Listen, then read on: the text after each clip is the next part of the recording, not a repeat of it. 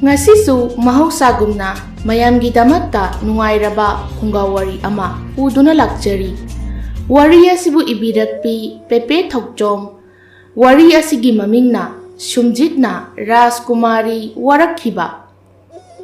Thaina mamangai matamda yamna chauba leibak ama leirami. Leibak ase aduki matik pak chaubada natana matamdugi hairabadi yamna chaukhatpa leibak amasuni. Ningthau puremba mahakna leibak asibu ningthau oiduna panbani. Mahaki macha piba yaujade. Macha nupi ama khaktang yaurami. Mamingna Senu haina kaurami. Rajkumari Senu masak mataudi yamna phajarami. Adubu mahak yamna suningde. Matan yamna talli. Karigumba atan basingi changyeng ama pangthoklabadi. Mahakna khwaidagi makok thangadaba jani. Mahaki asigumlaba matau asina mahakpu malem sinba thungna maming chatuna sega kaiba makhai phawba ngamlibani.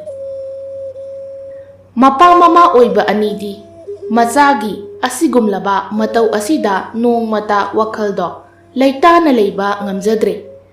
Machagi khanbada ahing nungthil animak chap manarami. Pothaba ngamlamde. Ningthau puremba makok tu paiduna non tharaga phamli. Mahaki mataudu ubada mahaki loinabi Maharani sanana changsillaktuna hangjarai. Iningthau kaidobirage adumna leibiribade. Ningthau puremba sordu sangna hondoklaga. Sana ai wakhalsi leitana layo haibase ngamba kauba leitene. Isagi matausi uraga. Aikhoina mabu yoklakpada yamna soikhra male. Isa matomtani haiduna kharake thoknok thokna yokluba mase aikhoi mama mapa oibagi khwaidagi asoiba oiramle. Ngasidi soikhibasina tattana otlarene wakhalasida. Maharani Sana sordu sangna amuktang hondoi aduga mahaksu nakanda leiriba phampham macha duda phamduna hairakli. Iningthau nanai nupi aisu kari haigadabano kari taugadabano khangdre nganglure chairure mana thokpa ama hekta ngamnaba khumlakani. Asumna wari saringai chairak asida manai nupi kharana makhoina leiriba kadugi mapanda koichen chenduna langnara ibado taraklami. Maharani Sana wa ama haige haiduna kathoklampa chimbaldo umsinkhraga mapalomda mityengdo thamlai. Machindasu tapna soli. Kari amuk taunaraba janone. Ningthau purembana noke dahi ha nasanupi hauba matam oiramlani aduna oiramni. Khangdre manai singse man hek horaklabadi mathong maram amatta khangba janate. Koi chen hek chen gadoribani magi sarai sida. Sarai sune amuk toiba kankhre. Ado iningthau ai amukta chatlaga ingsilukige. Magi sarai se hek nang haudabada manai singse hekta konungsidagi tanthokpikidoribani. Asi hairamduna Maharani Sanado mafamdudagi thoklaktuna machanupi Rajkumari Senuna leiriba kaadu tamna laklami. Oiramliba mataudu ubada mahakti khoidok thitkhre. Sauna changsillaktuna machabu chairei. Hey Senua karino nangna tawribase hogutpa sifauba hektanbra nangse. Rajkumari Senu mamana nganglibado tadi thausada hairei. Mid pangba wa ngangbase asifauba masa matomda tawjaradi kayada nungainiya. Maharani Sana haha kariba namito pangba du phauba hektanba. Imagi Senua nangbu kamai toksige. Nangne natandu tan behenman kreko. Haujik na pana ningthau oi haiduna. Hai na humna pali bahaibado oibana phaido. Adubune na pana ningthau oiramdrabadi nangine natan tanba aduna maram oiraga yamna wana lengadoribani. Prap haugalu. Mina da tauba asungai duna laiganu. Nasanasu khara leng khotana tawne nangbo. Lengmandrabasu nasado lainana yomlaklani Asi hairamnaga Maharani Sana machagi kadagi thokre. Matamdi asum haujinki. Laibak sinba thungna Rajkumari Senugi waritana maikei khuding nilami. Mauna amana. Ichia, aigi inaw ama handak konungdo laikhibado. Ado nahanse yumdala ame. Maduda haibabu aikhoigi laibaki Rajkumari Senu se yamna talli hairine. Hanadagisu adum aikhoisu khara kharadi wari oina tai.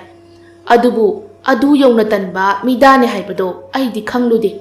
Magi mawong matawdo tanjaida tamdawbaga. Amanasu, hoinya, aisu khara makhaidi khangi. As, adu inaw, magi warisi sanagumsida, tallida. Iningthaw amadi Maharani anina, masa naidom yauzabani haiduna, kiyena mauna yoklakpagini. Adubune, icha nungshirini haiduna, makhoina haiba adum yaduna laiba yabanate ko. Makhoina hairiba makhayarabadi, isa singdo Rajkumari gumna taurakani. Adumnaga taurabadi aikhoidi manglehe. Makhoidabu achawasang oibagi pangyada yabagi wani. Asi haina duna mayamdo Rajkumari Senugi hiramda wa kaya ama puthoktuna sanarami. Matamdi asum haujinki. Nongmagi numit amani Rajkumari Senugi manai singdo mahakpu haudoknaba kanna laknari. Manai nupi amana haireklami. Rajkumari matamse yamna thengjilakle yaragadi haugatpinaba taurasi haibabu. Manai nupidu machindadi wahai asi hairabasu mathamoidadi asumna khalami. Aigine ikhada leirambaga thoklabadi Rajkumari Senu ibema.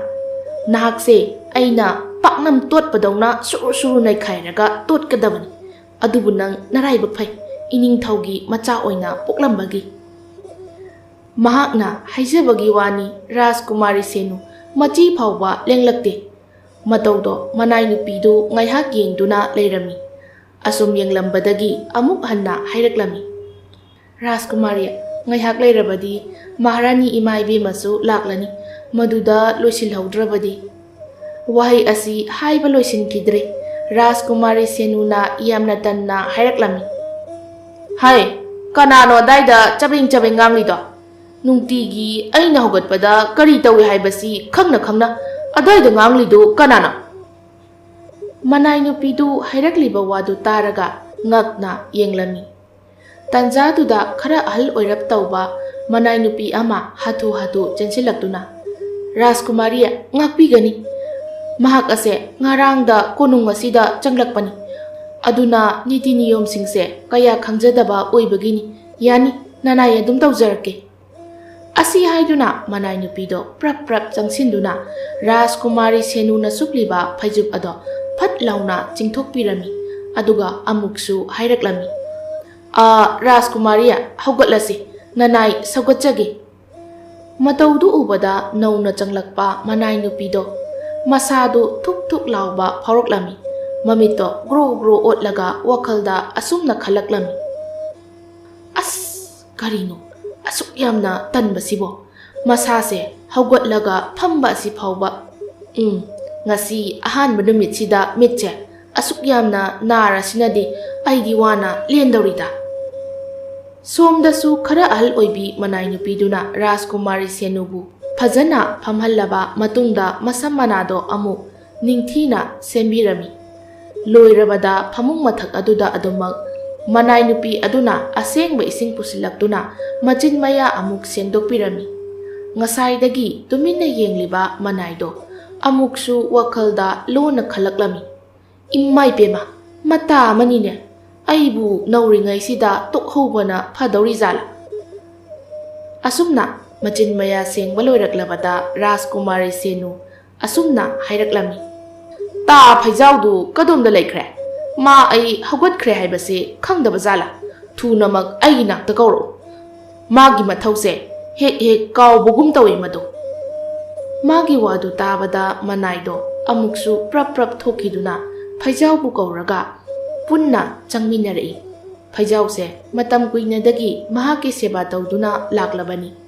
Rajkumari Senuna tanbagi changse mahakna hipliba phamungdudagi haugatuna lepa adu phawba hek talli haiduni madu pumbado phaijauna thangdok thangjin tawgadoribani mahak phaijau changlakpadu ubada thausadana hairaklami ta phaijau law ayamukta lepki aibu amukta saubiyu phaijau changsilaktuna hoi majai bema asi haiduna phaijauna tawraga mahak ko lephalami leplaba matungda amuksu mahake khongup adu phawba hek tongsinba talladuna manai nupi amana prap prap changsinduna tongsinbirami aduga amuksu mahaki phibamdo phajana manai nupi aduna sembirami pumnamaktu loirabada Rajkumari Senuna asumna hairagli ta phaijau aibu chaksang tamna pu asumna mahak phaijauna tawduna chaksang tamna thangduna laklaga mafam jana phaijauna phamhallami ngasaigi ahal oirap tawba manai nupiduna ngasida nauna lakliba manai nupidugi mafamda onsinduna taplapna hairaklami bema aisu khangi nangna hauji khalamgadawado adubu kaidoruni yana yanaba adum honaba haiduni tapna tapna marannai hainajarakani se karisu khanjilunu somdasu mapa ningthau puremba amadi mama maharani sanasu hanana leiramle ningthau puremba mazagi mataudu ubada khoidau thitladuna saurap tauna hairamlaga thokre saksida ngai hakta wakhal tana chage khanbase ngamloidori karaida lamsindana pokluriba ichano ai khangdre maharani sana mapuroibana thokribado nungaitana yengjahawi ngai hak yenglamlaga machanupida onsilaktuna saurap tauna hairaklami senuwa nang haujikse angang natrabani ne kharasu wakhal taro kaidoge nangi kadagi chaksang asi phawba panglap lapasu nate masi phawdi phaijau yauda nasana tungta lakpa ngambani nang ama namana pai khoina phajana hairingai sida wakhal tanaba hotnauko napa asina magi asawbase nungma phathaba ngamlaktrabadi nang natai kaya charoiko Rajkumari Senu mamadu na nganglibado thausadabhi hairaklami as ima nangsu chabaloradi thokroba ai yam taningdebo Maharani sana machagi matauda mamito paini yenglaklami aduga pungmang hek manglabani Rajkumari Senu mamana hairiba aduda thausadana hairaklami yam kalle ta phaijau sidia akanba pose ai saiba tal nam khairagane ilo kut launa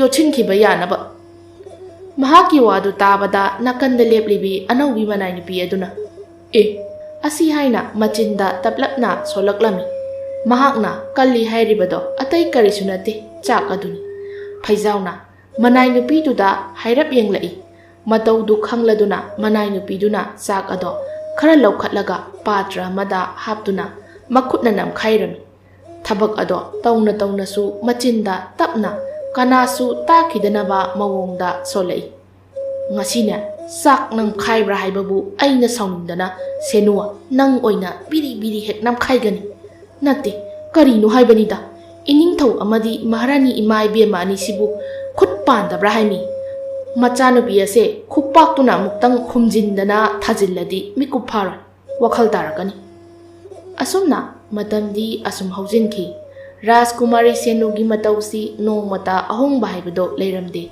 chap manarami Maharani sanado machagi kada changlaktuna tumduna leiramlibi machabu haudoklami Senuwa ho Senu tabro nangbo Senu phaiju manungdagi ibema nangbu ngarang imana haikibado amu kaurabo ngasidi konungda atupa laibaki ningthau kaya amasu suna tingani laibak kaya punsinduna wa kaya tanagani maduda ichasu yaugadabani hairambado midi laknaba haure haugalu thuna makloichinduna maya marakta thoraklo asi hairamduna Maharani sana thokri mahak thoklakpaga thongjinda leiramba manai nupidugi mafamda onsinduna Senuse namdana haudoga puro asumna pung khara hujinkhre hainakibagi matung ina ngasidi ningthau purembagi konungda laibak kaya kayagi ningthau kaya ama laktuna suna tillari adubu Rajkumari senudi mamana phana hairamlabasu mahakti adumak tumsinduna laikre manai nupiduna phana yamna haijarabasu takhidre Maharani Sanasu somda mayam lakpado oklingaida machagi wakhaldo kauthoklure Tanjaduda lakliba ningthau singi maraktagi amana ningthau purembagi manakta changsilaktuna hanglai Marup purembagi icha nupidubu kuirene piklingaida ukhiba adudagi ukhidre phana chawramlani leisa pharamlani ne Ningthau puremba ngasaidagi macha lakpa ngairambani chairak aduda hangjilaiba wahangduda nokphet tawsinaduna khumlaklami Maru masadu kaya nungaiti haiduna hiphaubani ngamlabadi masu soidana maya marak asida thoklakki haihobani Ningthau aduna ihehe is kayam kana ngamdabanone purembana masado khara khajik sagatpani Atai kaisu thoidokpa tawba nateda phare kona amuk unaba haibaduni itaw asi haiduna ningthaudo amuk khara chathokre ningthau purembasu hairap noksillamduna mayam leiriba adudagi thoraklaga masagi katamna laklami ngakna mangda mayadu launa kathoktuna yengduna laikre Rajkumari senudu manai masan kharana Thanglaga puraklibadu ubada ngakna makhoida yengduna hairei Senua karino nangna tawroklibase Senu tapna ipaningthau imana hairambane ngasidi konungda mi yamna tille haina ada aisu ngaihak thoklau hairamba adugi tholaini ningthau purembadu ping laukre Senua adubu haiba nang kadagina asi phawbudang lakpasida Nanay nasan kaya na nangbu thanglaga puraibase karigumba aina hek thoklaklamdrabadi changlaklaga napa aise miya mamangduda yolamgadawribanine nasakto ipa yengningde nangi nasakse uraga ipa tin hawbagumna tawre yare sangkhro nangi kada asumna matamdi asum haujinki tilamba miyam pumbasu mahai loina hanakhre ichik chikle asigumlaba tanja asida Wakhal waraba ningthau purembado magi loinabi Maharani Sanada onsinduna taplapna hairakli Sana isa ase phana haire takle chaire mana lawba kauba leitre adubu asumna sum tawrabadi aikhoisu nongmadi soidana ikai phirup khumlakani magi matawse kanasu tawnade aina ningthau amo oirambagi magi sarai ase Asukkuiba sahi kaya asingamduna inmani Adumag oidunasu magi wada asumyaduna lairabadi nongmagi mangsilakpa natana aikhoi upai leiroi nang aigidi icha khaktani Maharani na hoi iningthau mase icha khakki asoibane haibasu langani masida mapa mama oiba aikhoigisu chauna asoiba leiribani haine Angangdi piklingaidagi semningba mawongda semba thoi aikhoina ichabu loinarakpa mawong mataw pumba adunasuni mahakna ngasi asigumna mangtharaklibase aikhoina matamduda ichabu ningthina warak watem tawbiramlabadi ngasi asigumlaba phibam ase yoramloi puremba ai munna wakhal tawraba matung isabu amuktang wakhal tahalage khalle Aduna ay hayengse ayuk anganbadagi hauna isi thabagi manakta jatke aigi ichena soidana nacha sibu phanba ngamgani haiba aina thaje asumna numit asimadi ningthau puremba amadi Maharani Sanado wa kaya ama khanarami mathangi numitni hainakiba matung inna ningthau puremba anganba ayuktuda thabagida thongduna warol pumbado tamlamle thaba mawpagi wasingdo tabada nokphet tawna hairaklami puremba madugidama nachi ai leiribasidi aidi nahan makai khangbu khanglude aigi imau asidi onthokna sarai kanba nupi macha ama oiramedana mani aina imau bu soidana wakhal tahangani Imaubu mangba yabrane. Mathangi numitni Rajkumari Senudo tumlambadagi yamna ahauba khonjel ama taraklami. Khonjel duna mahak tumbado yadraduna mamit uirum pangthoklaktuna akoibado hairap yenglai. Hek yenglakpada ure mahaki mang oirapna sumjit amana mahaki mitmang mayada paiduna lairibado. Madu ubada Rajkumari Senudo nokphet tawraga machinda uirum solaklami. As mang ne haidana tawrisina sumjit kase oina paire. Asi haiduna nokmi mamito usinkre. Adubu kanghaude. Thangnaba mikupta Rajkumari Senudo mamit mana khangsingsingkiba. Sauna hiplambadagi puk hogalay. Kanano? Hauzik engonda purakibado. Asi haiduna koileleyduna yenglaklami. Adubu urai amuk hanna sumjit aduna mahaki mang oirapna pairaga lairibado. Mahakti ukribadu mang oiraboy khalluwani. Mataudu ubada mahak kizaba poklami. Walan amata ngangda tuminna kina sumjit adubu yengduna laikre. Sumjit to mahaki manakta pairaga changsillaktuna. Haugatlabadine nachin nayagadu sendo lao. Rajkumari Senudu amukka hena ngakre. Sumjit ado waga nganglakpa adudadi machinda kina solaklami. Sumjit chu mirolga ngangba hairabo. Sumjit tu noklaga. Nangisi aibu ubada ngakliba haidunine. Ngakkanu. Masida karimta ngakningai oide. Ngakpagi mahot nachin nayado hana amukta sengdokluso. Sur manamdu ay hainadin hay. Aise sumjit oirabasu masayam na nanba sumjit ni. Manam mahaga yabaza natine. Adugane Rajkumari nang na ay ubada pakatlibado tauganu. Aise nang busenaba tawaina konung nga sida laklibani. Satlo. Nanay nasan ka na sulaytabani. Aduna nasana tumta honajaw. Thabak yami ko ngasigi nang natawgodaba. Asumna sumjit aduna ngasidi Rajkumari Senubu masa matumta machin mayakado sengdokhale. Mahaksu sumjit ki matawdu kibana tuminna humnamak tawrami. Adubu mabukningdadi amuk khalaklami. Yam pharoi dawri. Ipaning thawga imagasi. Kadaidanoba makhoi loina ai thadoklamlaga chatkribasi. Aibu sumjit khaptrengsiga thambiramlaga. Asumna khalingai tanjaduda sumjitto mahaki manakta changsillaktuna hairei. Rajkumari lairiba konungi kamayamse langtrik langna sengdou haujikma.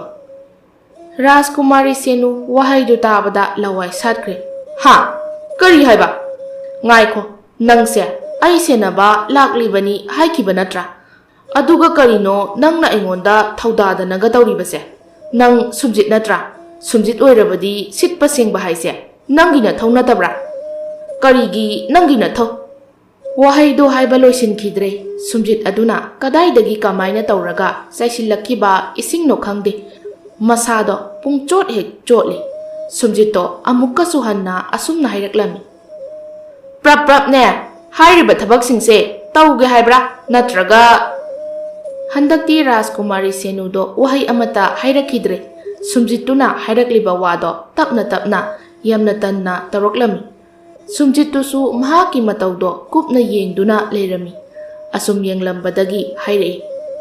Senu ibema Rajkumari nangbu khajiktasu thawaidu changna tawba yengbada onthokna nungai khidre. Thabak haibase ahanba haitringaidadi tanmani. Adubu asum taroklabadi nungaiba amasu yawbani. Aduga nangna tawriba thabak asidi mayek changba thabak nate. Masi phawbada phajana tawba ngamdrabadi karamna asuk chawba laibak ase nangna ngakhogadawri. Asumna sumjit aduna nampu saphuda asum tawhalakpadagi Rajkumari Senudu thabak adu tawbada yamna nungaiba ama phawraklami. Nokphet tawna sumjituda yenglaga hairaklami. Nungaine mirol ngangba sumjit nangna haiba thabakse. Ado nang aina sauninglapti taw. Aibune kanghallaga ising khuya ama phawba pithaktana thambagi. Adubudi aigi sungamba matang lakhini. Ada nungaini na. Sumjitna hoine Masigi thabakse hek loibaga pijadoini aduna thuna loisilu asumna thabak adu tawbo loisilaktuna Sumjit aduna Rajkumari Senubu mahakna chaningba makhaidu loina pijaraba matungda amuk konungi leiko leiriba adu tamna purai Rajkumari Senu chatna hairaklami kari amuk walige Sumjit handakna amuk kadaidanu aibu ngaihakta pothage ai wareba Sumjit to khumlaktrabada Rajkumari Senu su upai leita tumina matungda inerei mafamdu yaubaga Sumjit aduna hairei mafamse sit nana muk sengdo tariba unawana mayamase sit nana sito adu loiraga lei pambi sing asigi makhong sing ase phajana sembiyu aduga leiriba guha sidagi ising loraga amamamta oina chayu wafamdu tabada Rajkumari Senugi mafamdadi kokta Brazali lising tabagumna thokre chumna leplambadagi maning khajik halli ha is ai ngamoy leiriba leikol asibu senanaba thamiba singduna marannai tawjani aina karigi asigumba thabak ase tawdoiba makhoi thamlibado masigidamatani asi haina saurap tawna hairaklami adubu nanghawlak hawbajanate Sumjit aduna Rajkumari Senuda set launa thajilakhiba Senudo khangpre khangi saina duna khangboi lakboi Sumjituda suktoklaga yenglaklami phajana hairingai sida tawko natradi amukka lakani handakti Rajkumari Senudo karisu haijadre thabak singdo ngamnaba tawroklami matamdi phanayamna haujinkre Rajkumari Senu masado wabana loiraklami adubu Sumjit adoki bana tumina tawrami asumna asum tawrakpana loire thabak singdu loirabada Sumjituna mahakpu amu konungi saksang leiriba aduda puraktuna asumna hairaklami konung sida leiriba pumbagi nahakna sak ensang ningthina semsaw adubu handaki thabak asidadi nangi mateng pangbinaba leigani nangna tawgadabase yathangdo madu khakta tawgadabani ataidi leiriba kolik mana masing asina masana adum nangi wahaidugi matung inna tawkhini Rajkumari Senudu handakti nokphe tawrei is aduk yamna laibadubu ai tawgese asi haiduna makhon gado hairap semlaga nakhoina semningba thongningba tawningba mawongda mayamgi chanaba ningthina semu mahaki wahaido hek haikibaga saksangda leiriba pochei sing ado phat paikhatnaraktuna magi thokpa tawnakre